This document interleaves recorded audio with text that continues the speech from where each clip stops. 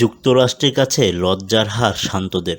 লিটন শান্তরা খ্যাপ খেলতে পাড়ার মাঠে গেলে কিনারে দর্শক দাঁড়ানোর জায়গা থাকবে না। সেখানে আনকোরা গ্যালারি দর্শকহীন মাঠে বিশ্বকাপের আয়োজক যুক্তরাষ্ট্রের বিপক্ষে সিরিজ বাংলাদেশে। যুক্তরাষ্ট্রের ক্রিকেট দল, উইকেট কন্ডিশন, জানা বোঝার ভার যেন পড়েছে লিটন শান্তদের উপর।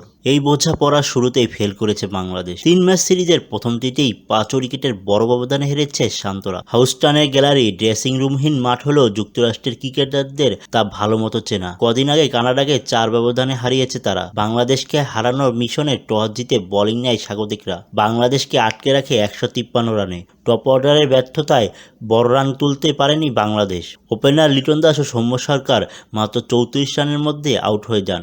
লিটন 15 বলে 14 রান, সৌম্য খেলেন 13 বলে 20 রান।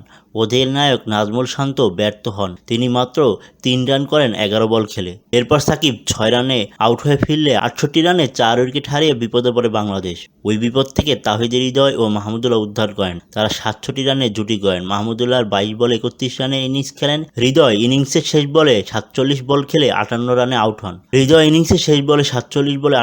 আউট হন। জবাব দিতে নেমে যুক্তরাষ্ট্র ভালো শুরু করলেও 78 রানে চতুর্থ এবং 15তম ওভারে 94 রানে পঞ্চম উইকেট হারায় তারা।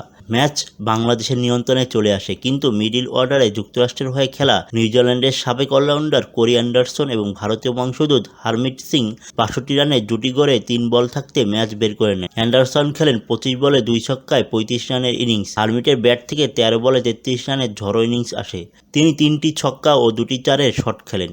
এর আগে ওপেনার স্টিফেন টেইলর 28 এবং 3 নামা অ্যান্ড্রিউ গাউস 23 রানের ইনিংস খেলেন। শেষ ওভারে জয়ের জন্য 9 রান দরকার ছিল যুক্তরাষ্ট্রের। সাকিবের ওভার বাকি থাকলেও ক্রিজে বাঁহাতি ব্যাটার থাকায় মাহমুদুল্লাহকে বোলিংয়ে আনেন শান্ত। মুস্তাফিজ 2 উইকেট নিলেও 4 ওভারে 41 রান দেন।